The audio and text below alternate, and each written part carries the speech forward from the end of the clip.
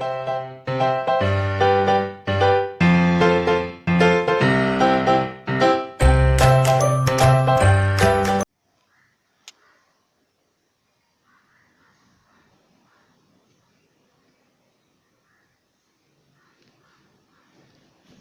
विद्यार्थी मित्रांनो, संजीवनी क्लासेस लोणेरेमध्ये आपल्या सर्वांचं खूप खूप स्वागत. तुम्ही जर आमचे यादीचे व्हिडिओज बघितलेले नसतील तर नक्की बघा आणि तुम्हाला जर ते आवडले तर लाईक करा, शेअर करा आणि सबस्क्राईब करा.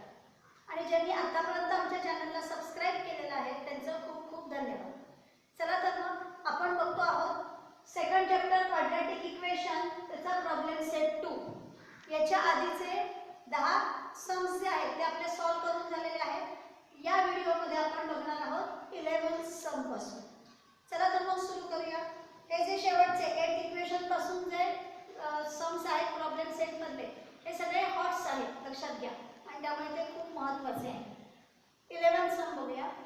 Mukund possesses ₹50 more than what Sagar possesses. The product of the amount they have is 15,000. Find the amount each one has. Mukund आणि सागर यांच्याकडे काही अमाउंट आहे आणि त्या अमाउंट बद्दल इथे त्यांनी दिलेलं आहे. त्यांनी म्हटलेलं आहे मुकुंद possesses ₹50 more, म्हणजे मुकुंदकडे ₹50 मोर आहे then what सागर possesses, म्हणजे सागरकडे जी अमाउंट आहे त्याच्यापेक्षा मुकुंदकडे ₹50 मोर आहे. म्हणजे आपण इथे सागरकडे जी अमाउंट आहे त्याच्यासाठी x घेऊया. मग इथे आपण लिहूया let Sagar has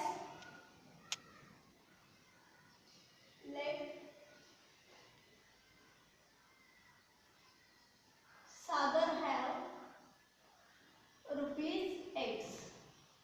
Therefore, as given, Mukund have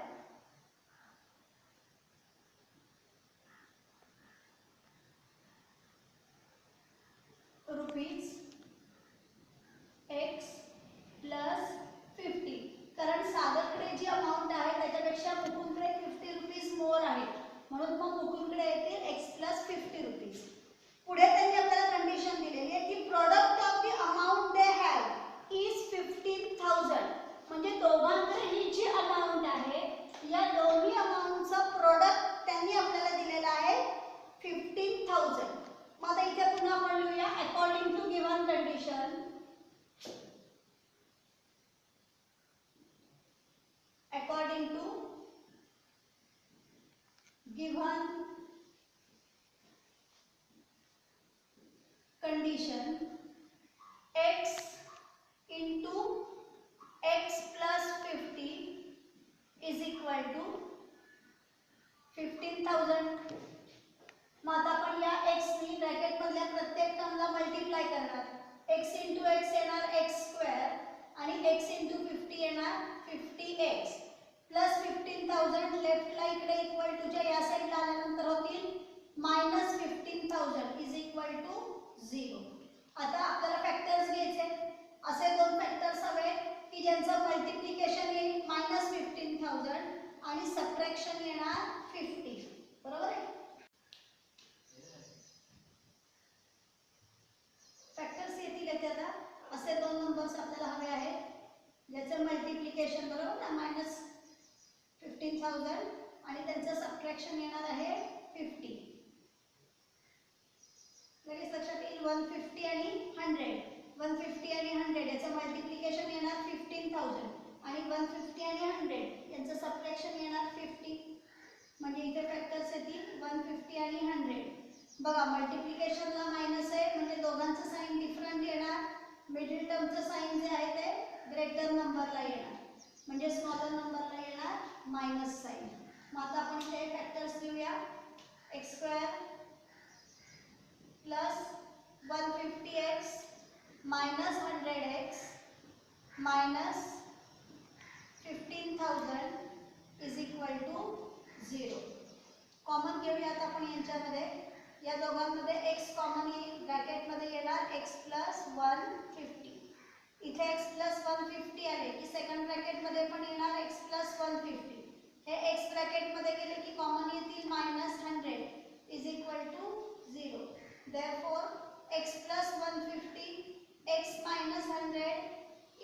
to 0. Therefore x plus 150 is equal to 0 or x minus 100 is equal to 0. Plus 150 त्या साईडला गेल्यानंतर येतील मायनस 150 आणि मायनस 100 त्या साईडला गेल्यानंतर होतील प्लस 100. पण x आपण कशाला मानलेला आहे? अमाउंट साठी मानलेला आहे आणि अमाउंट काही निगेटिव्ह नसते, बरोबर ना? म्हणजे मायनस 150 येऊ शकत नाही. मग इथे आपण लिहूया but amount can't be negative. But amount can't be negative. Therefore, x is not equal to minus 150. Therefore, x is equal to 100. x is equal to 100. x is equal to 100 म्हणजे आपल्याकडे सागरकडे जी amount आहे ती मिळाली. आता आपल्याला मुकुंदकडची पण amount हवी म्हणजे आपल्याला इथे x plus 50 पण काढावे लागतील. and x plus 50 is equal to x ची व्हॅल्यू इथे घेतली 100 plus 50 is equal to 150. म्हणजे इथे फायनल आन्सर आपण लिहिणार therefore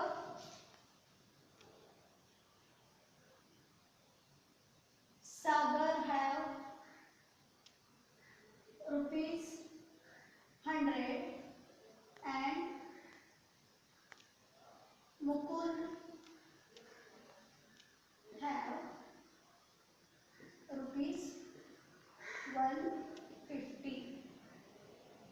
हे आहे आपलं फायनल आन्सर. सिंपल सम आहे, जरी हॉट्स मध्ये त्यांनी दिलेलं असतं तरी सुद्धा.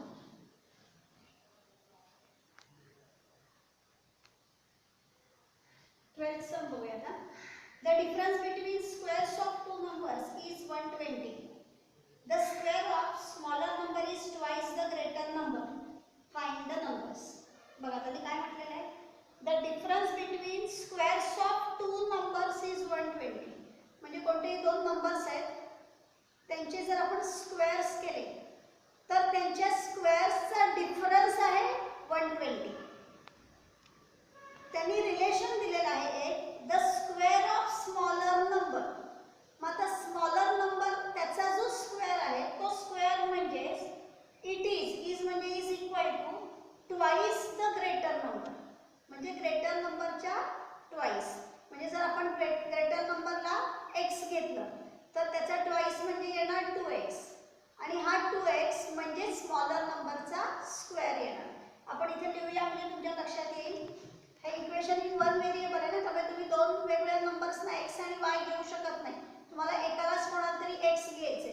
मग समजा आपण ग्रेटर नंबरला x घेतलं तर आपल्याला पुढचं रिलेशन तिथे तयार करता येईल. म्हणून मग आपण लिहूया लेट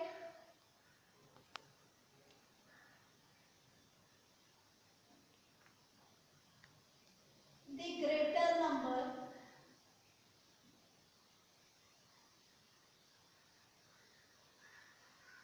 be x. आता हे गणित आहे ते स्क्वेअरच आहे ना, म्हणून डायरेक्ट ग्रेटर नंबर घेतल्यानंतर आपण त्या ग्रेटर नंबरचा स्क्वेअर पण लिहून टाकू. therefore greater number square is equal to येणार x स्क्वेअर. बरोबर आहे? याला आपण लिहूया एक नंबर. हा आपल्याला ग्रेटर नंबरचा स्क्वेअर मिळाला. त्यांनी आपल्याला कंडिशन काय दिलेली आहे पुढची ती बघा. Square of smaller number is म्हणजे स्मॉलर नंबरचा square is equal to twice the greater number. मग इथे आपण लिहूया as given smaller number square smaller number square smaller numberचा स्क्वेअर म्हणजे त्यांनी सांगितलेलं आहे 2 into greater number. हे रिलेशन त्यांनी आपल्याला दिलेलं आहे into greater number is equal to मग आपला ग्रेटर नंबर आहे x म्हणजे स्मॉलर नंबरचा स्क्वेअर म्हणजे आपल्याला मिळालं 2x.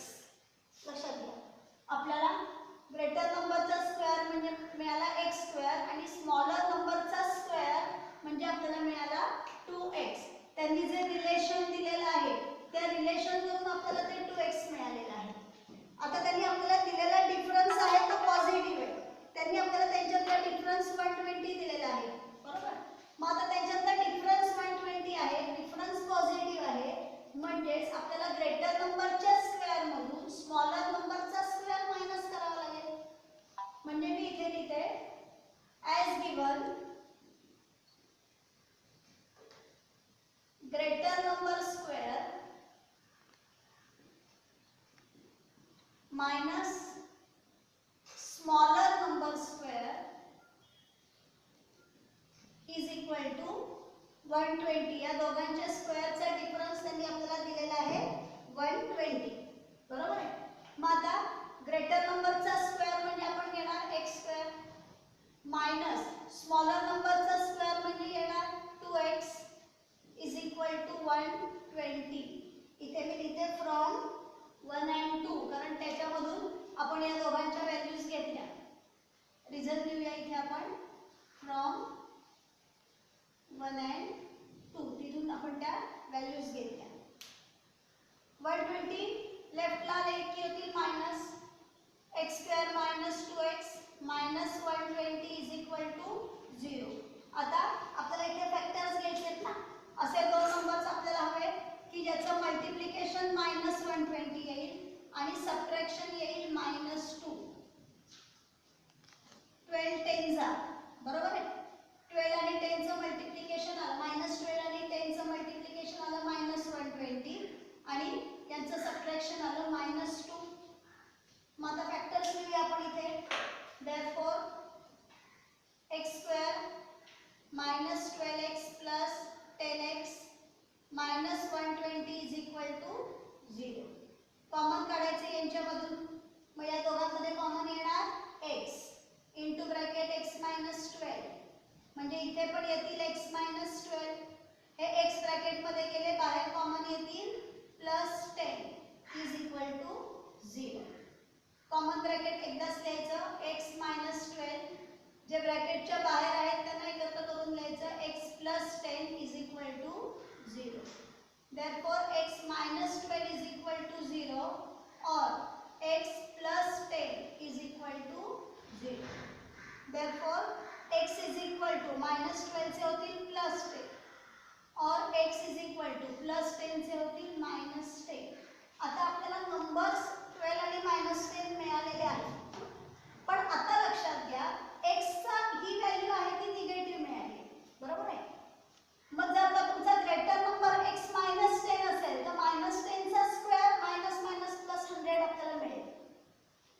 स्मॉलर नंबर स्क्वेअर म्हणजे काय आहे 2x म्हणजे 2 into minus 10. मग 2 into minus 10 minus 20 येणार म्हणजे स्मॉलर नंबरचा स्क्वेअर मायनस 20 निगेटिव्ह येतोय. स्क्वेअर कधीच निगेटिव्ह नसतो म्हणजेच x ची व्हॅल्यू मायनस 10 ही सुद्धा आपण ऍक्सेप्ट करू शकत नाही बरोबर. हे आपण इथे एक्सप्लेन करूया. If x is equal to minus 10 then smaller number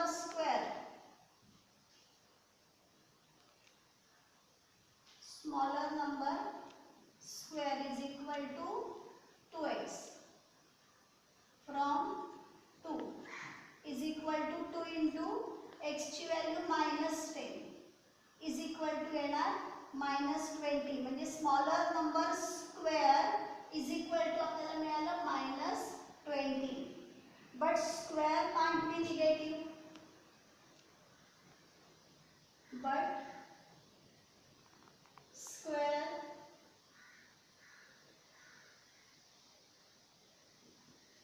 can't be negative. therefore x is not equal to minus 10 म्हणजे ही व्हॅल्यू येत नाहीये म्हणून आपण x is equal to minus 10 he value सुद्धा एक्सेप्ट करू शकत नाही. therefore x is equal to आपल्याला मिळाले 12. हा आपल्याला ग्रेटर नंबर मिळाला बरोबर आहे. therefore greater number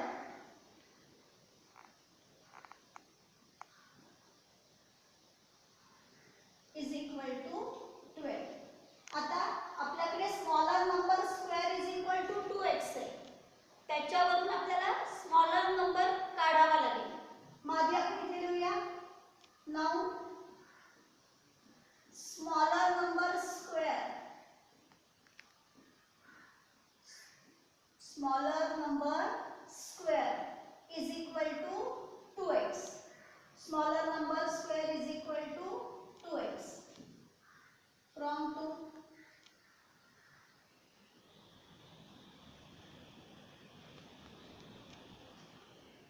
is equal to 2 into, आता इथे आपण x ची व्हॅल्यू घेऊ 12, म्हणजे 12 टू जा 24.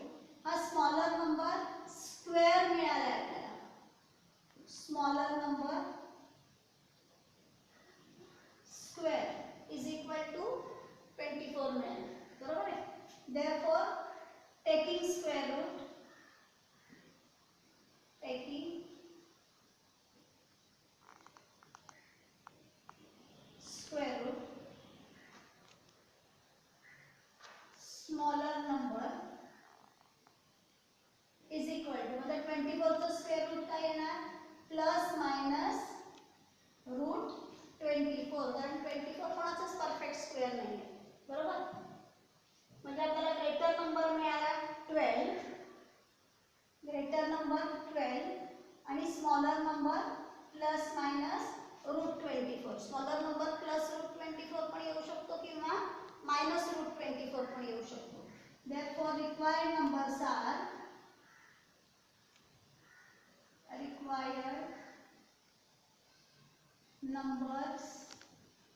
are 12n plus root 24 or 12 and minus root 24. हे आलं आपलं फायनल आन्सर. 12 एकदाच राहील, फक्त प्लस आणि मायनस रूट 24 यांच्याबरोबर त्या 12 ची पेअर येईल. आले लक्षात.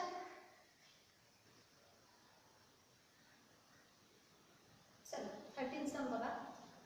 Ranjana wants to distribute 540 oranges among some students. If 30 students were more, each would get 3 oranges less. Find the number of students. काय दिलं बघा. Ranjana wants to distribute 540 oranges among some students. काही students आहेत आणि त्यांना 540 oranges द्यायचे. किती students आहेत आपल्याला माहिती नाही आहेत सुरुवातीला, म्हणजे आपण नंबर ऑफ स्टुडंट्स x घ्यायचं. बरोबर. आता 540 ऑरेंजेस आहेत ते x स्टुडंट्सला द्यायचे. मग एका स्टुडंटला किती मिळणार, कसं काढायचं. आता बघा, समजा माझ्याकडे 100 रुपीज आहेत, माझ्याकडे आहे ₹100 आणि मला ते 5 स्टुडंट्सना द्यायचे. तुम्ही लगेच सांगा. प्रत्येक स्टुडंटला मिळणार 20 रुपीज. बरोबर. कसं काढलं, हे जे टोटल नंबर ऑफ रुपीज आहे त्याला नंबर ऑफ स्टुडंटनी डिवाइड केलं. बरोबर की. मग तसंच या सम मध्ये आपल्याकडे जे टोटल नंबर ऑफ ऑरेंजेस आहेत ते न्यूमरेटर मध्ये येतील आणि डिनॉमिनेटर मध्ये येतील नंबर ऑफ स्टुडंट्स. बरोबर आहे. चला लिहूया मग आपण.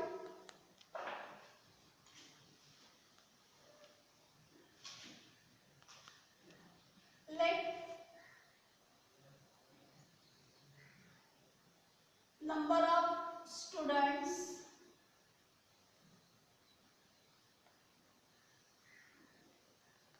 in the beginning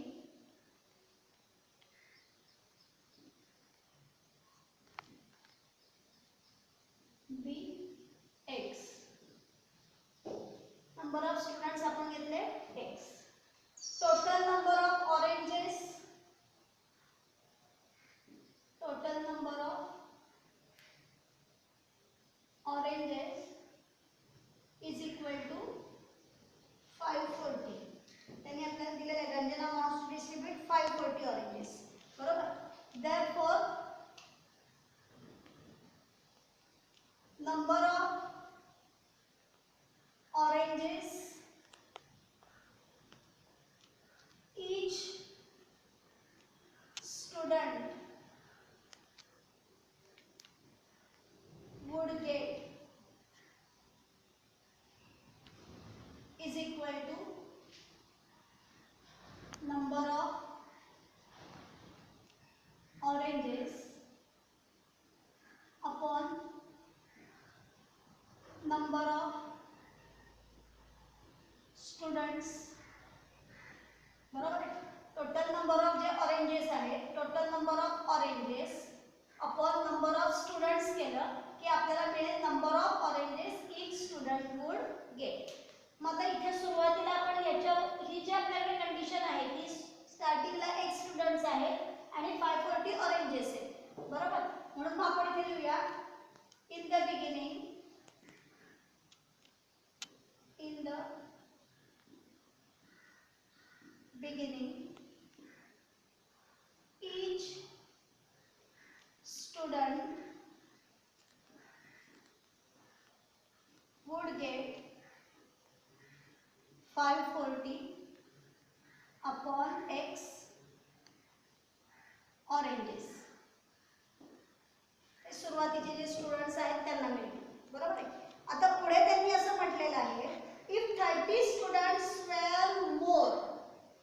आता जर का नंबर ऑफ स्टुडंट्स इन्क्रीज झाले म्हणजे सुरुवातीला x होते त्याच्यामध्ये 30 मोर आले म्हणजे आता नंबर ऑफ स्टुडंट्स येतील x प्लस 30. म्हणजे इथे आपल्याला लिहावं लागेल इफ 30 students increase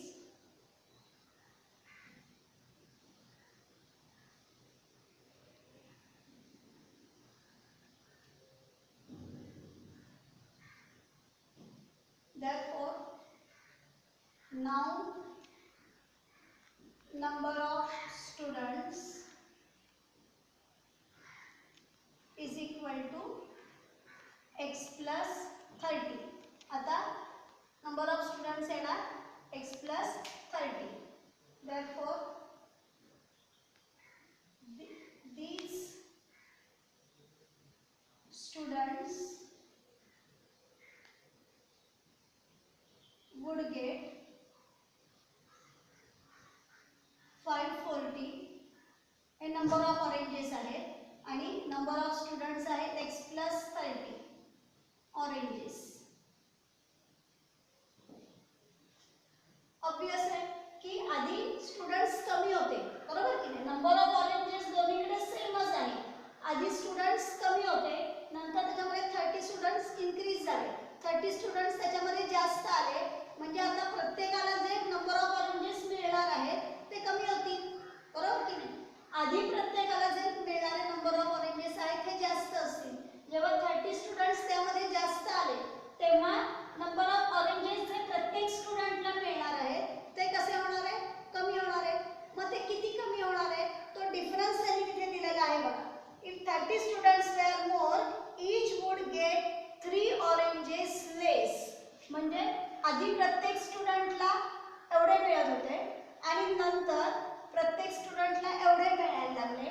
याच्यामधला डिफरन्स त्यांनी आपल्याला दिलेला आहे 3 ऑरेंजेसचा. म्हणजे इथे आपल्याला लिहावं लागेल according to given condition, according to given condition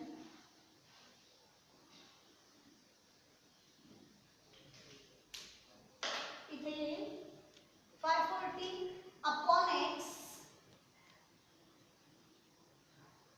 minus 540 upon x plus 30 याच्यामधला डिफरन्स आहे 3 ऑरेंजेसचा डिफरन्स येणार आहे ईच स्टुडंट वुड गेट मध्ये, बरोबर. देअरफॉर आता इथे काय करूया दोन्हीकडून आपण 540 कॉमन काढूया. मग इथून 540 कॉमन आले म्हणजे आता इथे ब्रॅकेटमध्ये येतील 1 अपॉन x. हे x डिनॉमिनेटर मध्ये आहे न्यूमरेटर मध्ये 1 येणार मायनस इथले पण 540 कॉमन घेतले म्हणजे इथे न्यूमरेटर मध्ये 1 येणार upon x plus 30 is equal to 3.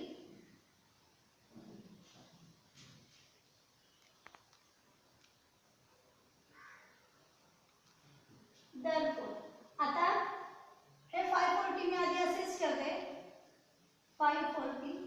आता ब्रॅकेट मध्ये या दोघांचा डिनॉमिनेटर सेम नाहीये म्हणजे डिनॉमिनेटर सेम करायचा म्हणजे आपल्याला क्रॉस मल्टिप्लिकेशन करावं लागेल.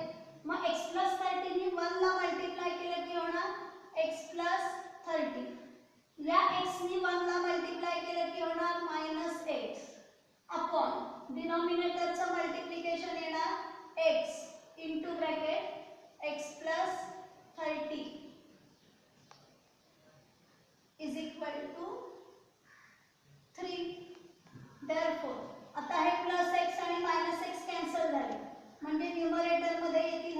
540 आहे त्याला आपण या 30 नी मल्टिप्लाय केलं अपॉन x नी या दोघांना मल्टिप्लाय केलं की आले x² + 30x is equal to 3.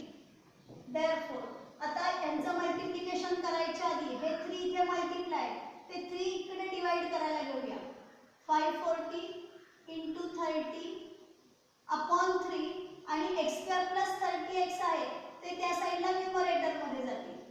x² + 30x आता 3 ने डिवाइड करू. 3 * 1 = 3 3 * 10 = 30 आणि 540 आणि 10 याचं मल्टिप्लिकेशन येईल 5400 is equal to x² + 30x. 5400 इकडे प्लस आहे त्या साइडला गेल्यानंतर मायनस होतील म्हणजे इथे 0 येणार. x² + 30x - 5400. तुम्ही हे दोन टर्म्स या साइडला आणले तरी चालतील पण मग काय होईल इकडे येताना या दोघांचं मायनस साइन होईल आणि पुन्हा स्क्वेअर टर्म पॉझिटिव्ह साठी कंप्लीट इक्वेशनचं साइन चेंज करावं लागेल. मग त्याच्यापेक्षा इथे 0 घेऊन 540 ला तिकडे नेलं आणि आता कंप्लीट इक्वेशन आपण रिव्हर्स करून घेऊ शकतो. इथे आपल्याला त्यांचं साइन चेंज करायची गरज नाही.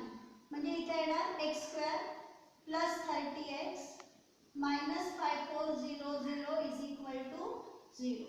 आता फॅक्टरायझेशन आपल्याला असे फॅक्टर्स हवे ज्यांचं मल्टिप्लिकेशन येईल 5400 आणि सबट्रॅक्शन येणार 30. तुम्हाला फॅक्टरायझेशन नसेल जमत तर तुम्ही फॉर्म्युला मेथड वापरली तरी सुद्धा चालेल पण याचं फॅक्टरायझेशन पण इझी आहे कठीण नाही आहे. 9 * 6 = 54 बरोबर ना. म्हणजे 90 आणि 60 घेतले की 90 आणि 60 याचं सबट्रॅक्शन येणार आहे 30 आणि 90 आणि 60 याचं मल्टिप्लिकेशन येणार आहे 5400 म्हणजे 5400 बरोबर. इथे प्लस मायनस असतील तर आपले फॅक्टर्स पण येतात प्लस मायनस. आपण हे सुरुवातीला टेबल मध्ये पाहिलेलं आहे जिथे आपण फॅक्टरायझेशन मेथडचा एक्सरसाइज केलेला आहे. तिथे आपण या साइनशी रिलेटेड एक टेबल चार्ट दिलेला आहे. त्या चार्ट मध्ये इक्वेशनचे साइन्स कसे असतील तर फॅक्टरचे साइन्स आपल्याला कसे घ्यायचे ते आपण तिथे बघितलेलं आहे. मग आता इथे फॅक्टर्स घेऊया आपण. Therefore x² + 90x - 60x - 5400 is equal to 0. Therefore common घ्यायचं या दोघांमधून येणार कॉमन x ब्रॅकेट मध्ये येतील x + 90 म्हणजे हा ब्रॅकेट पण येणार x + 90 हे x ब्रॅकेट मध्ये गेले म्हणजे ब्रॅकेटच्या बाहेर येतील -60 is equal to 0. Therefore x + 90 x - 60 is equal to 0. Therefore x + 90 is equal to 0 or x - 60 is equal to 0. Plus 90 तिकडे गेल्यानंतर होतील -90 और -60 चे होतील +60. पण आपण x कशासाठी घेतलेला आहे नंबर ऑफ स्टुडंट्स आणि नंबर ऑफ स्टुडंट्स निगेटिव्ह असू शकत नाही.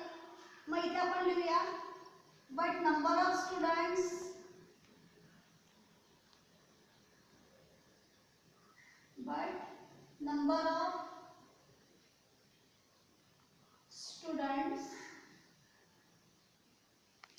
can't be negative. Therefore x is not equal to -90. Therefore x is equal to 60. x is equal to 60. त्यांनी आपल्याला क्वेश्चन काय विचारलेला आहे पहा. Find the number of students. मग आपण फायनल आन्सर लिहूया. नंबर ऑफ स्टुडंट्स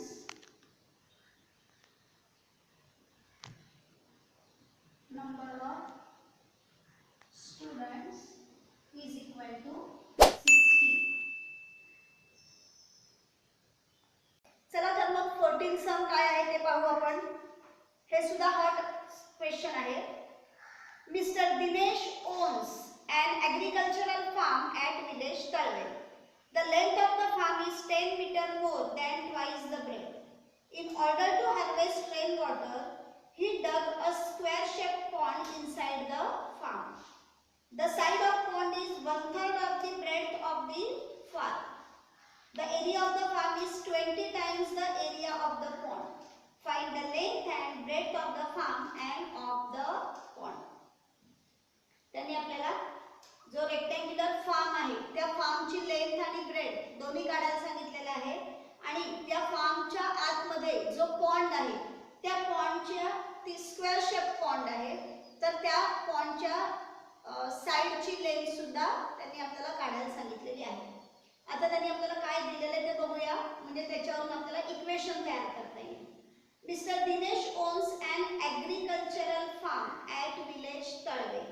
म्हणजे तळवेल या गावी मिस्टर दिनेश यांचं स्वतःचं एक ॲग्रिकल्चरल फार्म आहे. The length of the farm is.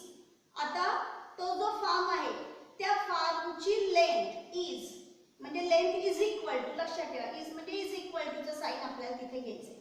मग ती लेंथ कशी आहे म्हणून त्यांनी आपल्याला सांगितलेलं आहे 10 मीटर्स मोर. मोर म्हणजे आपल्याला प्लस करायचे म्हणजे 10 प्लस करायचे पण 10 प्लस आपण कशामध्ये करणार दॅन ट्वाइस द ब्रेड म्हणजे त्या फार्मची जी ब्रेड आहे त्या ब्रेडच्या ट्वाइस करावं लागेल आपल्याला. ट्वाइस म्हणजे 2 टाइम्स म्हणजे आपल्याला 2 नी मल्टिप्लाय करावं लागेल त्या ब्रेडला आणि त्याच्यामध्ये +10 करावं लागेल म्हणजे त्या रेक्टँग्युलर फार्मची आपल्याला लेंथ मिळेल. बरोबर आहे.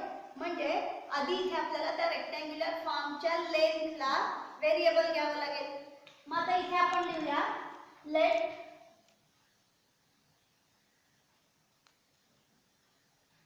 the breadth of the rectangular form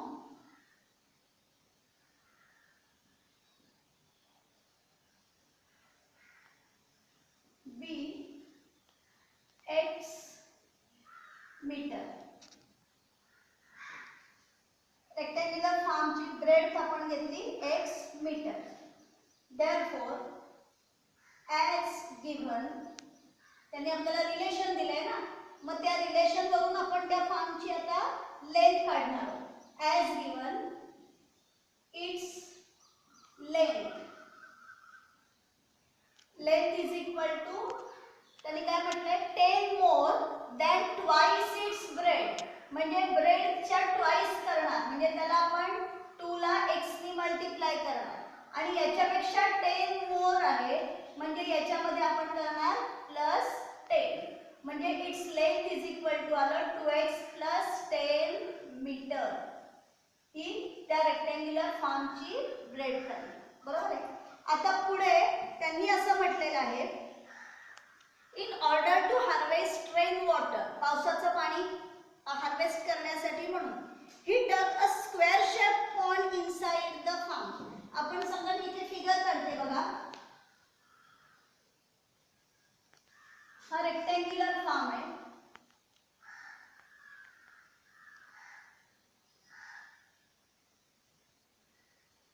या फार्मची ब्रेड आपण समजा घेतला x मीटर तर त्याची लेंथ येणार आहे 2x + 10 मीटर ही त्या रेक्टँग्युलर फार्मची लेंथ आणि ब्रेड झाली. बरोबर.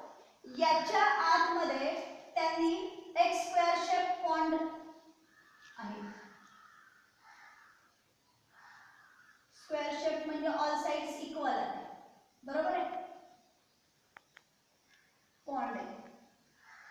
आता या पॉन्डच्या साइड बद्दल त्यांनी काय रिलेशन दिलेलं आहे ते बघूया.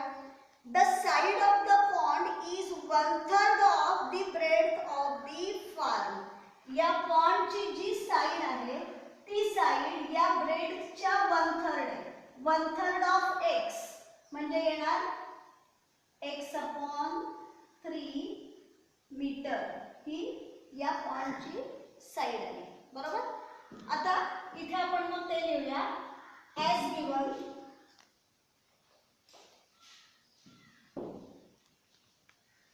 as given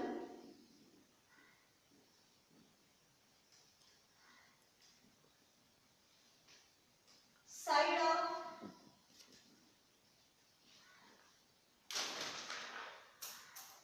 square shape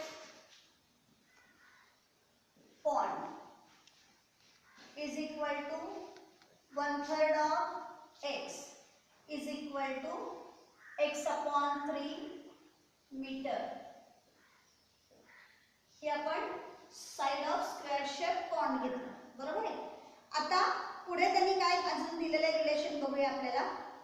The area of the farm is 20 times the area of the pond. म्हणजे फार्मचा जो एरिया आहे, या फार्मचा एरिया हा या पॉन्डच्या एरियाच्या 20 टाइम्स आहे. म्हणजे पुन्हा इथे आपल्याला लिहावं लागेल as given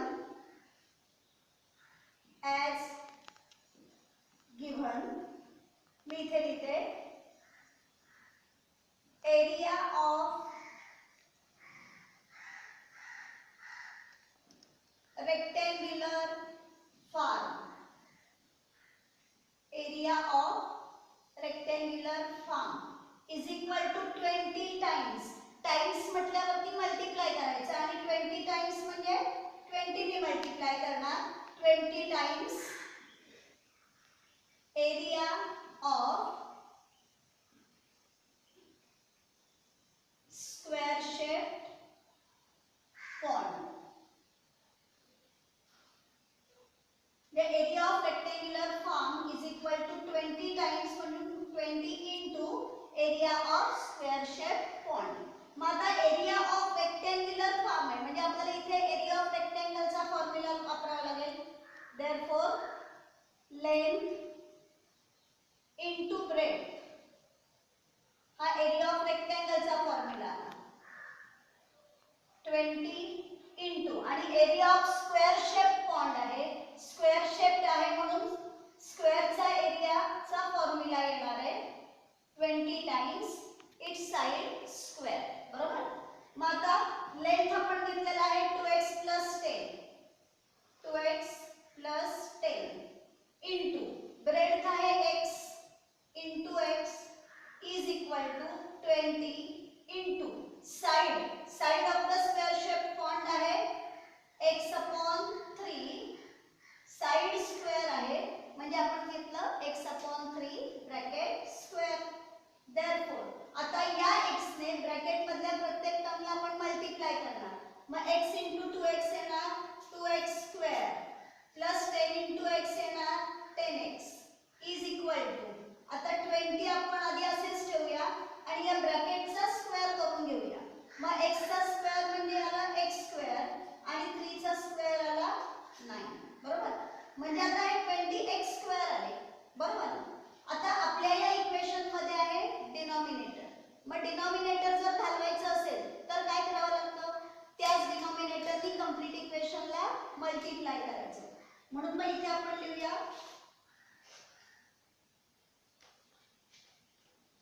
multiplying the equation by 9. मग आता 9 ने मल्टिप्लाय केलं की 9 ने 2 ला मल्टिप्लाय केल्यानंतर 9 2 जा 18 x² प्लस 9 ने 10 ला मल्टिप्लाय केलं की 9 10 जा 90x इज इक्वल टू आता तुम्ही या टर्मला जर 20x²/9 येते याला जर तुम्ही 9 ने मल्टिप्लाय केलं तर हे 9 9 कॅन्सल होतील, बरोबर आहे. म्हणजे इथे येणार 20x². Therefore plus 20x² equal to च्या या साइडला आल्यानंतर होतं -20x² हे आहे plus 18x² plus 90x is equal to 0. आता हे दोन्ही टर्म्स आहेत ते x² चे टर्म्स आहेत म्हणजे दोन्ही लाईक टर्म्स आहेत म्हणजे आपण त्यांच्यामध्ये ऍडिशन किंवा सबट्रॅक्शन करू शकतो लाईक टर्म्स मध्ये. मग आता या दोघांचे डिफरंट साइन आहे. डिफरंट साइन सबट्रॅक्शन करायचं ग्रेटर नंबरचं साइन म्हणजे इथे आले -2x² plus 90x is equal to 0. पण आपल्याला स्क्वेअर टर्मला मायनसचं साइन नकोय. मग आपण इक्वेशनचं साइन चेंज करूया म्हणजे या दोन्ही टर्म्सचं साइन चेंज होईल. मायनसचे होतील +2x² प्लस 90 चे होतील -90x इज इक्वल टू 0. आता डिवाइडिंग द इक्वेशन बाय 2 मग इथे येईल dividing the equation by 2.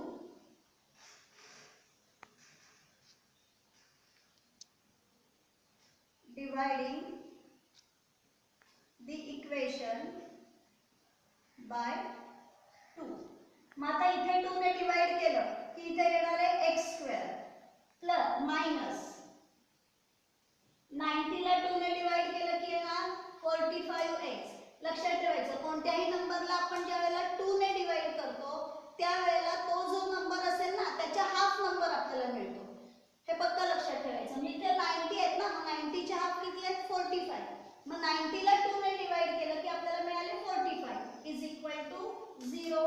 आता या दोघांमधून x ला कॉमन काढायचं. मग इथे x कॉमन आले की ब्रॅकेट मध्ये येणार x - 45 is equal to 0. Therefore आता या दोघांचं मल्टिप्लिकेशन 0 आहे म्हणजे आपण इथे लिहिणार x इज इक्वल टू 0 और x - 45 is equal to 0. Therefore, x is equal to 0 और -45 त्या साइडला गेल्यानंतर होतील +45. बरोबर. आता x म्हणजे काय आहे ब्रेड ऑफ दी फार्म आहे. बरोबर ना. मग ब्रेड 0 येऊ शकते का? नाही. म्हणजे इथे आपल्याला लिहावं लागेल but bread can't be 0. But bread can't be 0. Therefore, x is not equal to 0. म्हणजे आपल्याला ब्रेड मिळाली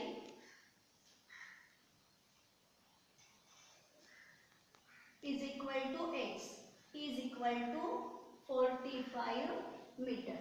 ब्रेड मिळाली. आपल्याला लेंथ पण काढायची. मग आता लेंथ काढूया.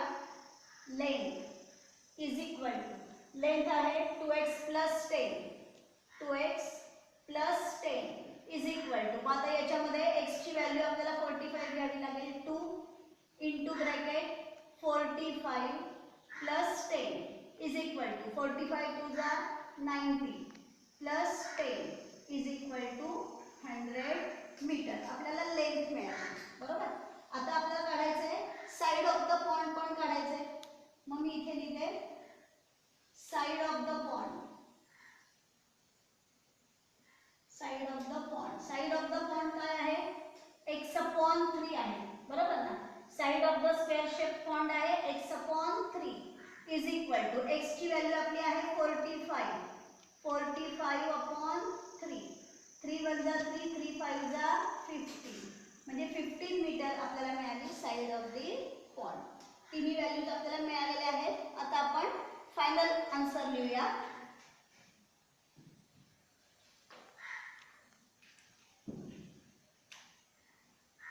Length of the farm is 100 metre.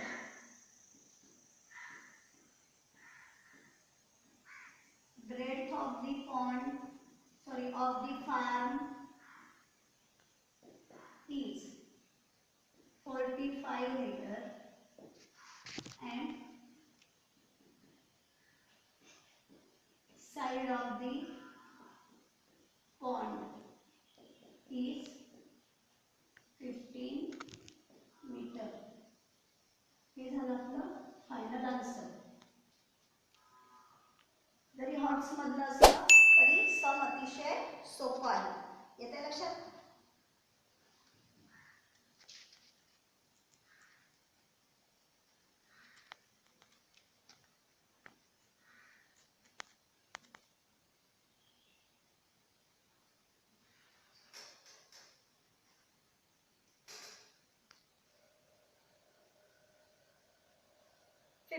सम होऊया आता. A tank fills completely in 2 hours if both the taps are open. If only one of the taps is open at the given time, the smaller tap takes 3 hours more than the larger one to fill the tank. How much time does each tap take to fill the tank completely? बघा काय संपूर्ण सम आपण वाचलं. आता पुन्हा एकदा लक्षात घ्या. आपल्याला एकदा वाचल्यानंतर रफ आयडिया आली आहे की एक टँक आहे. त्या टँक मध्ये एक स्मॉलर टॅप आणि एक लार्जर टॅप असे 2 टॅप्स सोडलेले आहेत. बरोबर ना. आता त्यांच्यामध्ये त्यांनी रिलेशन कसं दिलेलं आहे ते पुन्हा एकदा आपण वाचूया. A tank fills completely in 2 hours if both the taps are open, जर दोन्ही टॅप्स लार्जर टॅप आणि स्मॉलर टॅप दोन्ही टॅप्स जर का ओपन असतील तर एक टँक कम्प्लिटली फिल होण्यासाठी 2 आवर्स लागतात. If only one of the taps is open at the given time, समजा एका वेळेला एकच टॅप चालू ठेवला म्हणजे फक्त स्मॉलर टॅप पूर्ण बंद ठेवला आणि लार्जर टॅप चालू ठेवून बघितलं किती वेळ लागतो. नंतर एकदा लार्जर टॅप पूर्णपणे क्लोज केला आणि स्मॉलर टॅप चालू ठेवला आणि तो पूर्ण टँक फिल केला आणि दोन्ही वेळेला त्या प्रत्येक टॅपला किती वेळ लागतोय तो जर का कॅल्क्युलेट केला तर ते त्यांनी आपल्याला दिले. The smaller tap takes 3 hours more than the larger one to fill the tank. म्हणजे जो स्मॉलर टॅप आहे त्या स्मॉलर टॅपला लार्जर टॅपपेक्षा 3 आवर्स एक्स्ट्रा लागतात तो टँक कम्प्लिटली फिल करण्यासाठी. म्हणजे समजा आपण लार्जर टँकला x आवर्स लागतात असं जर आपण कन्सिडर केलं तर स्मॉलर टॅपला त्याच्यापेक्षा 3 आवर्स मोर म्हणजे x+3 आवर्स लागतील तो टँक कम्प्लिटली फिल करण्यासाठी. बरोबर आहे. मग इथे आपण लिहूया लेट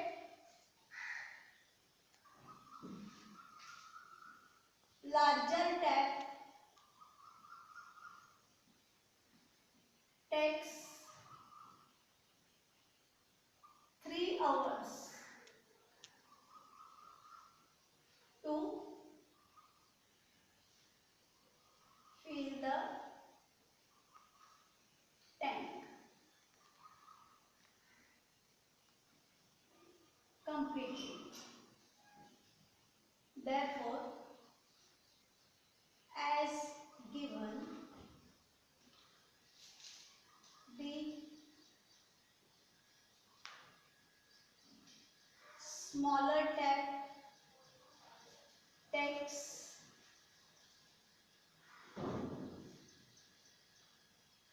x hours आहे ना. Let the larger tap takes x hours, 3 hours नाही x hours आपण कन्सिडर केलं ना तिथे. Larger tap takes x hours, therefore the smaller tap takes x plus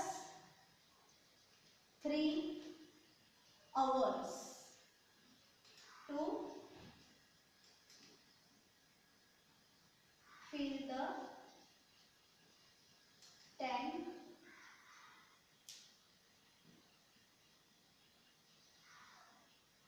completely.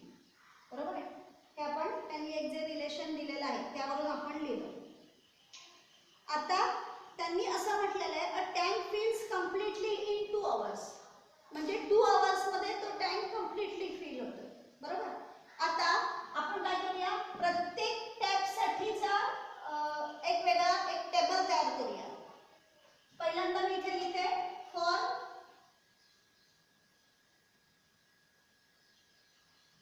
Larger tap. आपण इथे लिहूया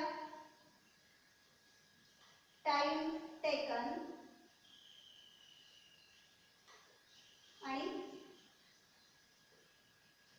part of the tank it fills.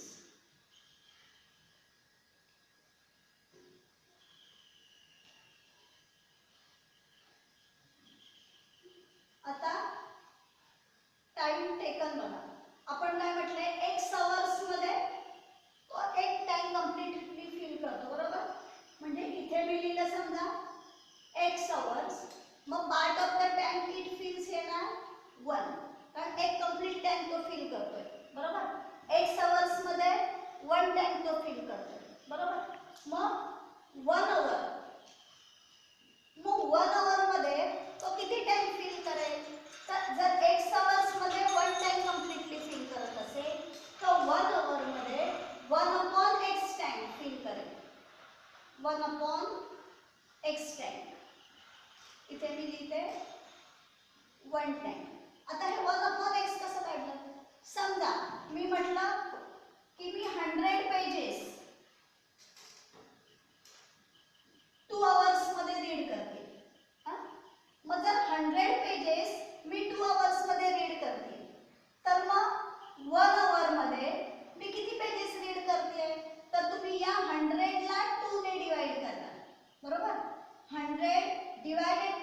तेव्हा तुम्हाला 1 आवर्स मध्ये किती पेजेस मिळतात, बरोबर ना, 100/250. मग तसंच इथे केलंय की x आवर्स मध्ये 1 टाइम, मग 1 आवर मध्ये किती, तर 1/x टाइम हे येणार 1 आवर मध्ये, बरोबर. आता त्यांनी असं म्हटलेलं आहे की 2 आवर्स मध्ये it takes 2 hours to fill the tank completely when both the taps are open. मग दोन्ही टॅप जर का पूर्णपणे असतील चालू, बरोबर ना, तर 2 आवर्स लागतात. मग फक्त जर का हा एकच टॅप ओपन असेल, लार्जर टॅप जर ओपन असेल, तो 1 आवर मध्ये 1/x टाइम जर का फिल करतोय, तर मग 2 आवर्स मध्ये तो 2 into 1/x 2 into 1/x is equal to 2/x time एवढं तो 2 आवर मध्ये फिल करतोय, बरोबर आहे, लक्षात येते. आता हे आपण लार्जर टॅप साठी लिहिलं. आता आपण स्मॉलर टॅप साठी लिहूया. For smaller tap, smaller tap साठी पुन्हा आपण इथे लिहूया टाइम टेकन आणि पार्ट ऑफ द टाइम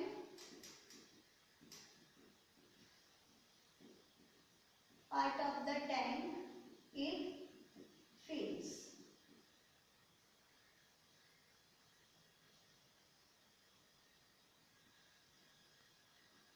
मग पहा, आता आपण स्मॉलर टॅप साठी काय लिहिलंय, x+3 आवर्स मध्ये तो एक टाइम कम्प्लीटली फिल करतोय, बरोबर.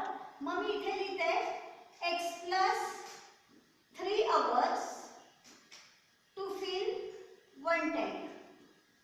मग जर x+3 आवर्स मध्ये तो 1 टाइम फिल करतोय, मग 1 आवर मध्ये किती टाइम फिल करेल, 1 आवर मध्ये 1/x+3 टाइम फिल करेल, बरोबर. मग 1 आवर मध्ये 1/x+3 टाइम फिल करणार. मग सेम याच्याप्रमाणे इथे आपण करणार की 2 आवर्स मध्ये 2 into 1/x+3 is equal to 2/x+3 time 2 आवर मध्ये हा टॅप एवढे टाइम फिल करणार, बरोबर. आता दोन्ही टॅप्स जर का ओपन असतील तर ते त्या 2 आवर्स मध्ये एक टाइम कम्प्लीटली फिल करतात, बरोबर. हे त्यांनी आपल्याला दिलेलं आहे. मग आपण इथे लिहूया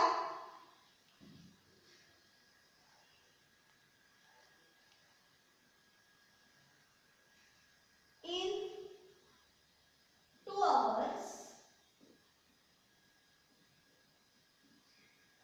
both the taps fill 1 tank.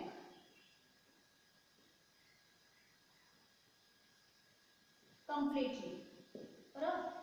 आता बघा, याला मी 1 नंबर दिला, हा सेकंड आणि हा आहे थर्ड. इथे हा 2 आवर्स मध्ये लार्जर टॅप एवढा टाइम फिल करतोय, 2 आवर्स मध्ये स्मॉलर टाइम एवढं फिल करतोय, स्मॉलर टॅप आहे तो एवढा टाइम फिल करतोय, आणि 2 आवर्स मध्ये हे दोन्ही टाइम मिळून, दोन्ही टॅप्स मिळून एक टँक कम्प्लीटली फिल करतात, बरोबर. म्हणून आपण इथे लिहूया फ्रॉम 1 2 3 1 2 and 3 2 आवर्स मध्ये हा येणार 2/x एवढा टाइम फिल करणार आहे. हा टॅप 2 आवर्स मध्ये 2/x+3 एवढा टाइम कम्प्लीटली फिल करणार आहे, आणि हे दोन्ही मिळून कम्प्लीटली 1 टँक फिल करणार आहेत, बरोबर. म्हणजे आपल्याला इक्वेशन मिळालं 2/x plus 2/x+3 is equal to 1. आता आपण हे इक्वेशन सॉल्व करूया. मग आता या दोघांचा डिनॉमिनेटर सेम नाहीये, म्हणजे आपल्याला करावं लागेल क्रॉस मल्टिप्लिकेशन. देअरफॉर आपण आधी 2 कॉमन काढलं तरीही चालणार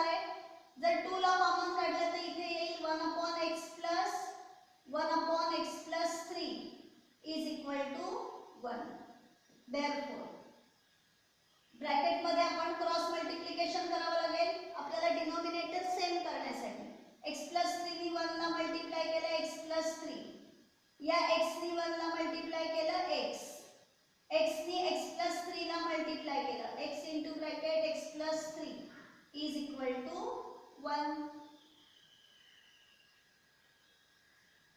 Therefore 2 into bracket x plus x येणार आहे 2x plus 3 अपॉन x ने x ला मल्टिप्लाय केलं x स्क्वेअर, x ने 3 ला मल्टिप्लाय केलं 3x इज इक्वल टू 1.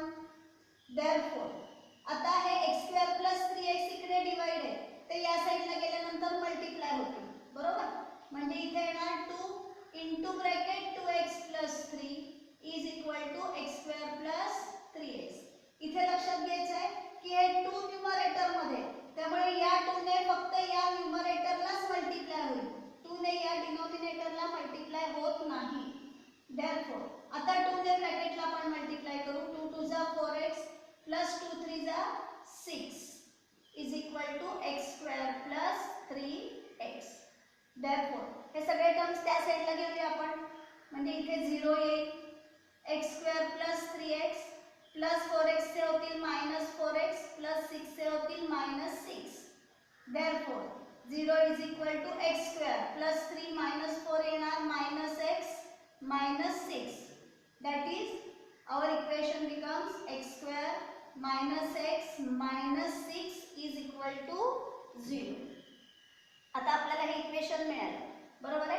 आता आपण फॅक्टरायझेशननी सॉल्व करू शकतो. इथे आहेत -6 म्हणजे आपल्याला असे दोन नंबर्स हवे ज्यांचं मल्टिप्लिकेशन आहे -6 आणि सबट्रॅक्शन आहे -1 बरोबर. मी तुम्हाला याआधी सांगितलं की ज्या वेळेला इथे सबट्रॅक्शन 1 असेल तर त्या वेळेला दोन कॉन्सिक्युटिव्ह नंबर्स जे असतील त्यांचं मल्टिप्लिकेशन हे येतं, कारण दोन कॉन्सिक्युटिव्ह नंबर्स मध्ये फक्त 1 चा डिफरन्स येऊ शकतो. म्हणजे इथे येतील -3 आणि +2 हे आले याचे फॅक्टर्स. 3 2 जा 6.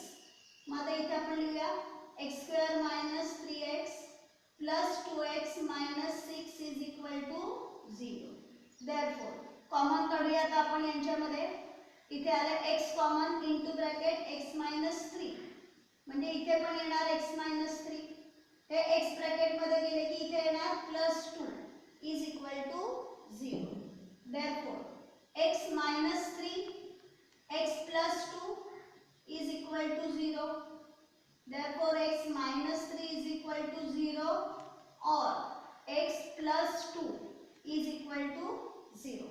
-3 त्या साइडला गेल्यानंतर होतील +3. Therefore x is equal to 3 or x is equal to -2. पण आपल्याला x म्हणजे काय मिळालेलं आहे, x अवर्स मिळाले. Time can't be negative. मग इथे आपण लिहूया but time can't be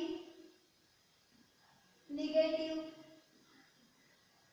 Therefore x is not equal to -2. Therefore x is equal to 3 आलं. हे x is equal to 3 ची व्हॅल्यू मिळाली म्हणजे लार्जर टर्मचं टाइम मिळालं बरोबर. आता स्मॉलर टर्मचं टाइम काढायचं म्हणजे आपल्याला करावं लागेल x plus 3 is equal to 3 plus 3 is equal to 6. म्हणजे आता आपण इथे फायनल आन्सर आपल्याला लिहू शकतो लार्जर टर्म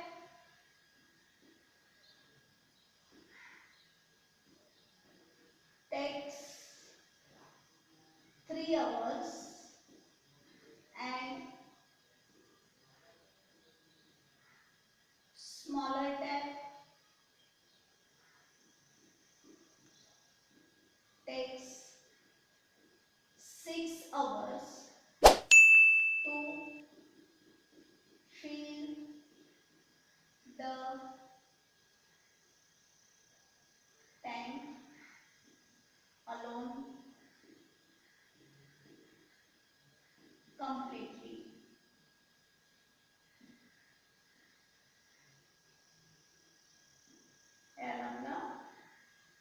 फायनल आन्सर. हे जे असं टँकचं फिलचं किंवा टाइमशी रिलेटेड आहेत ना, अशी बऱ्याच प्रकारची गणित आहेत. मग याच्यामध्ये तुम्हाला फक्त हेच रिलेशन फक्त व्यवस्थित लिहिता आलं पाहिजे की जर x अवर्स मध्ये 1 टँक आहे तर 1 अवर मध्ये 1/x टाइम्स. इथे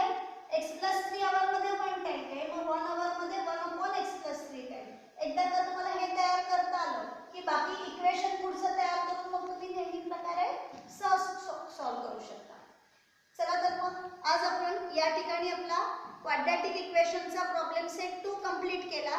या व्हिडिओमध्ये आपण याच ठिकाणी थांबतो आहोत.